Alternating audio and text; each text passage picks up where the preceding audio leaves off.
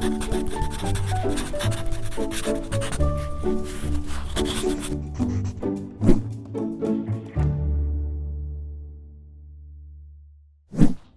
I'm Sarah Fry. Welcome to PaTTAnpod.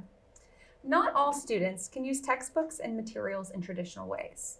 Some students need accessible educational materials, or AIM, for meaningful and equal access to the general education curriculum. Today on PaTTAnpod, another Sarah Ditzler, takes us behind the scenes about her role as an accessible materials producer. Welcome, Sarah. Thanks. So Sarah, can you introduce yourself and tell us a little bit about what an accessible materials producer is and how did you become one?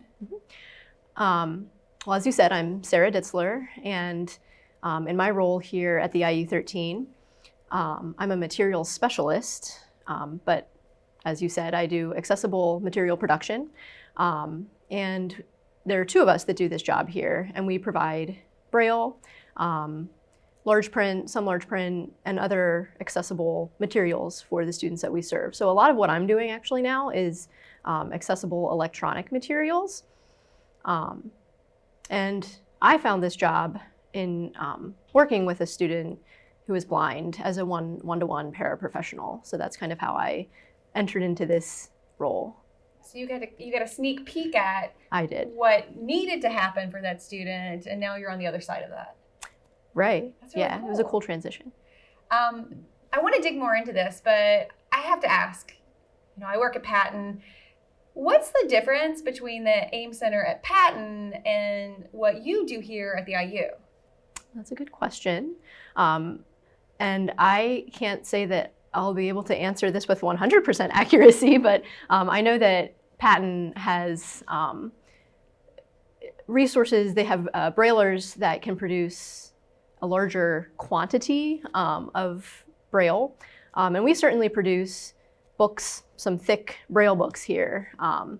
But Patten also works with other outside organizations and agencies to acquire Braille materials and other materials that have already been produced. Yeah, so you had already mentioned you're serving teachers and students within the catchment area of the IU. Correct. Right. Yes, and, Lancaster and Lebanon counties. Yeah, yeah. And so Patten is available across the Commonwealth. Correct. For materials that maybe folks like you aren't able to acquire or create locally, right? Correct. And Patten provides assistance to me and to my coworker, and also other material specialists across the state. And I think it's just within Pennsylvania. Yeah. But I know that in my job, I have found materials in other states. So I'm sure Patten has produced things that even people in other states might find beneficial for their students. Yeah, I think that there's some unique qualities to that role that you play locally, and then the Patten AIM Center.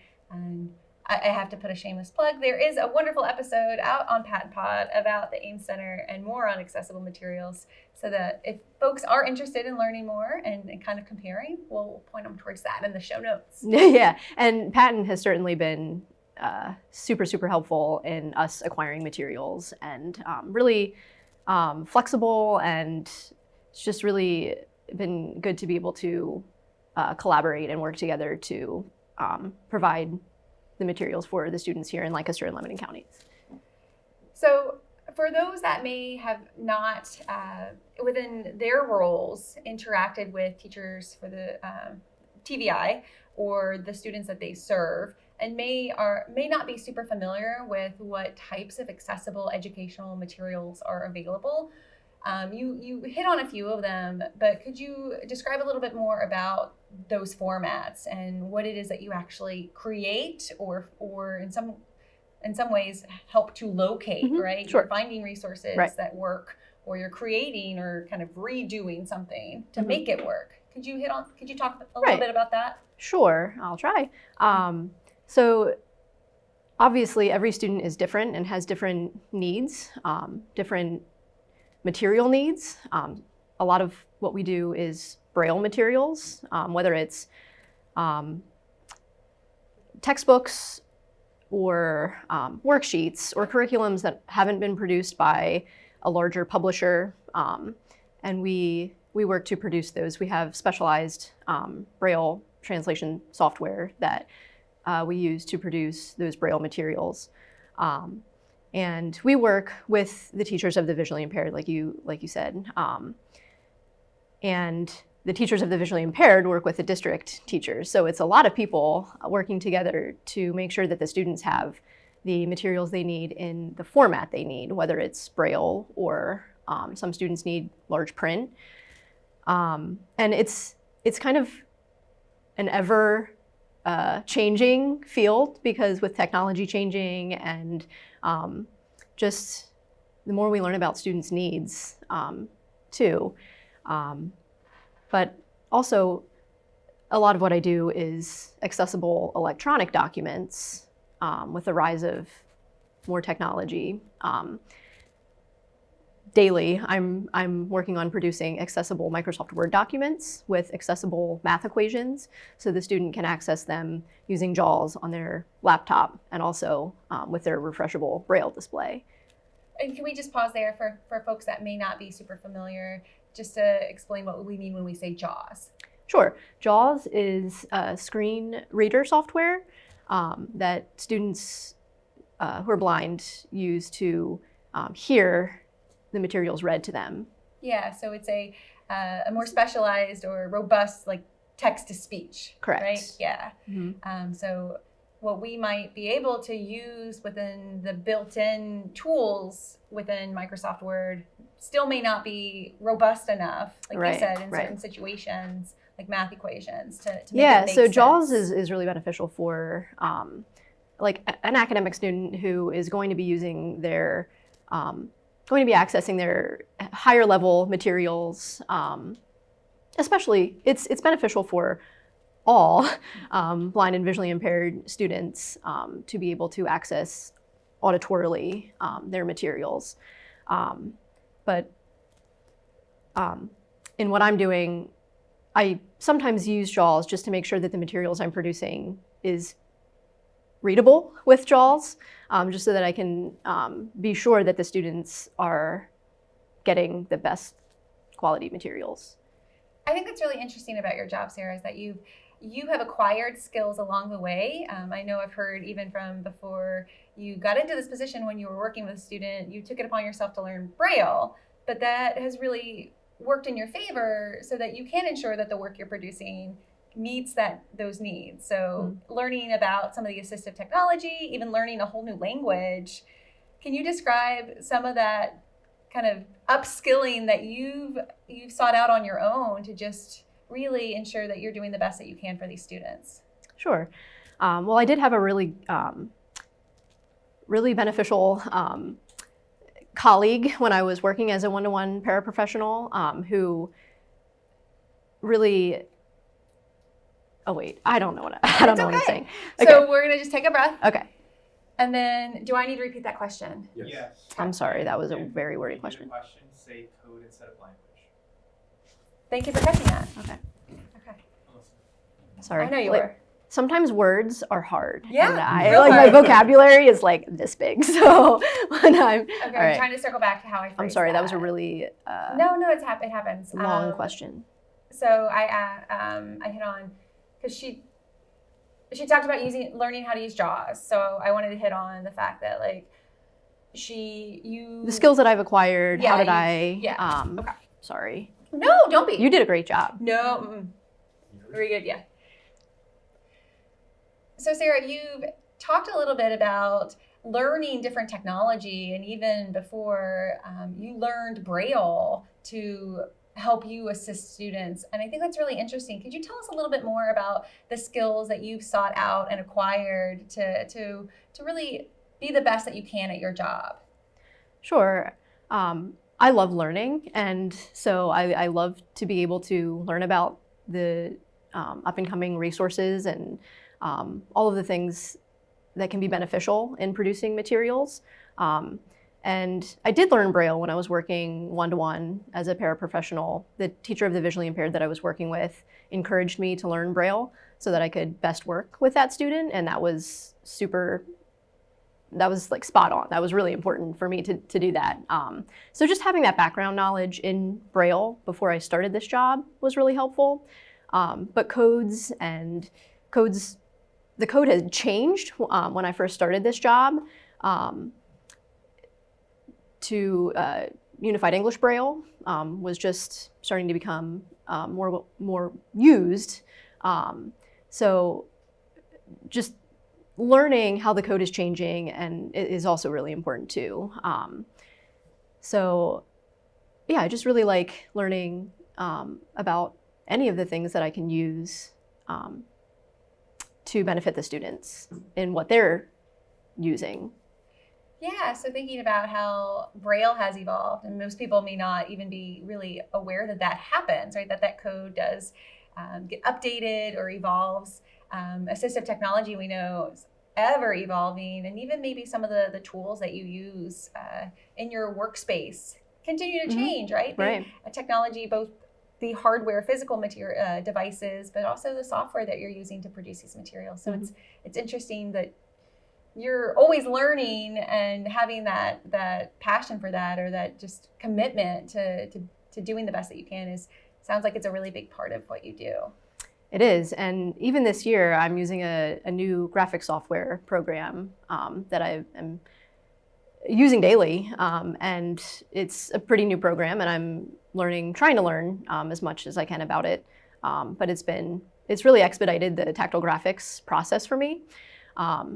So yeah, and there's the Braille translation software is also changing all the time. They're creating new and better ways to be able to produce Braille efficiently. You get a lot done in a little space. That's sure. Impressive. Yeah, well, with technology. Yeah. So I do have a few other questions as we wrap up today. And I don't know, you've been so kind to give us a peek at how you work, but you've seen both sides of it. Your previous role working as a one-on-one and maybe waiting for those materials to come so that you can support the student, or recognizing that a material is not sufficient and working with the TVI to choose or request what needs to be made. Mm-hmm. Now you're on the other side of that. Could you talk to us a little bit, like what should administrators and teachers or even content developers know? What are some challenges or some things that you kind of wish other people understood that would make maybe your job easier? And overall, what we all care about is what's best for those students, making sure that those students get the materials that they need in the right format and in a timely fashion. So here's your chance to kind of dish and give out your list of demands. Okay. Well, I'll try to keep them short. But first of all, I would like to say that the districts and the classroom teachers and the administrators that I've worked with have really put the students first and their needs, and they've been really good about making sure that the students that they serve have the materials that they need. Not asking additional questions, but yeah, the student needs this, so we're going to make sure they have it. But in order for them to have the materials that they need, it needs to be a very proactive process, and those who are choosing the curriculums and the materials that are going to be used just should realize that it takes a lot of time to produce Braille materials, especially, but also electronic materials.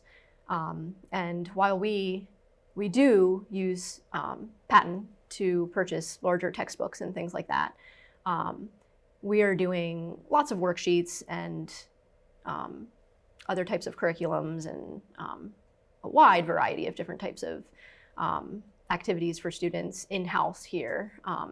And when we have a list that's accumulating of materials to produce, we like to have them far enough in advance so that we can make sure that the students are getting them on time. So districts, administrators, classroom teachers that know they're going to have a student who is blind or visually impaired should really be proactive in acquiring the materials that those students are going to need. Working with the teachers of the visually impaired and classroom teachers working with their administrators just to make sure that they know what those students need. I have to admit, you're being way too kind here, because I've heard from you, I've heard from other folks that work at the PaTTANpod Center that it's not magic. There are, you and your colleague have to put a lot of time into this.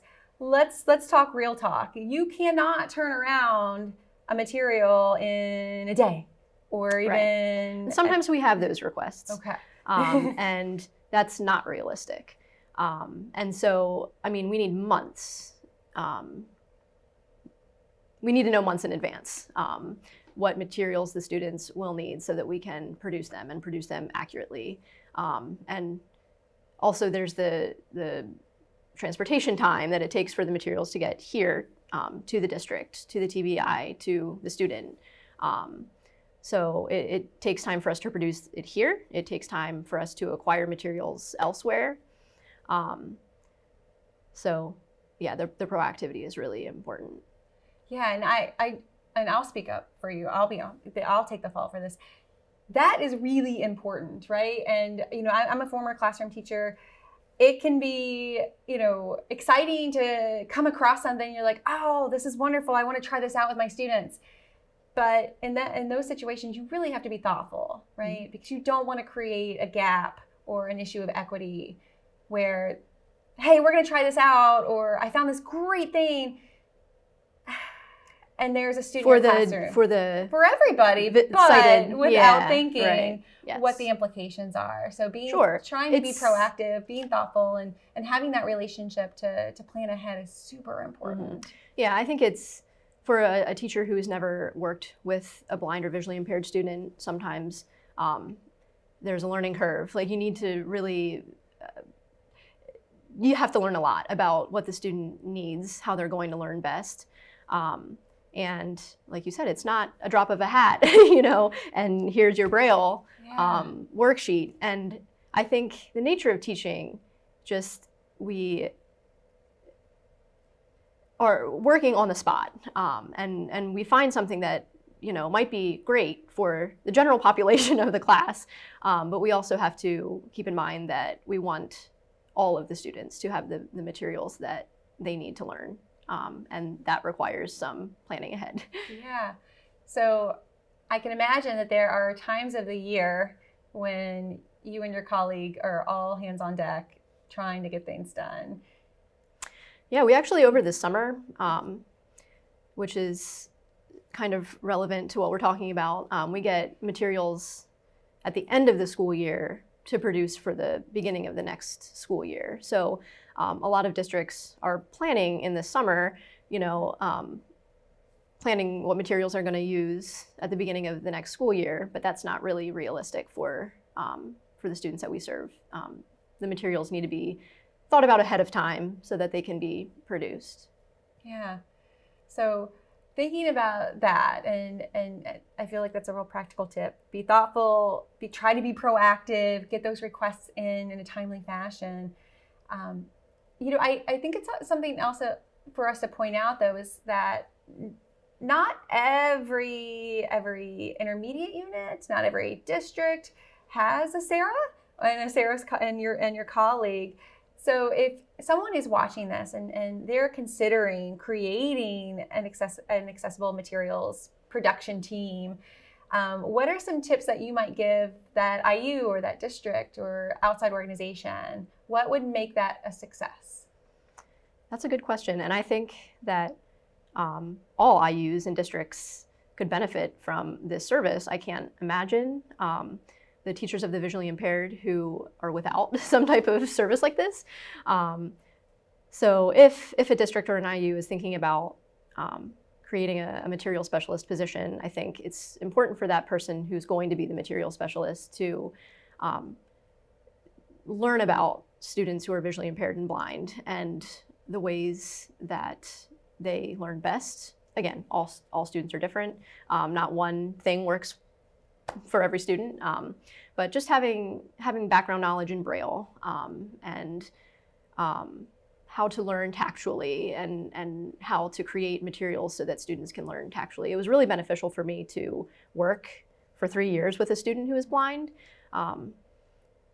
because I learned a lot in that time. And not everybody's going to have that same opportunity, but if they can shadow a teacher of the visually impaired in some way, or even just have the professional development in the resources, the software, and that training, I think, is really important.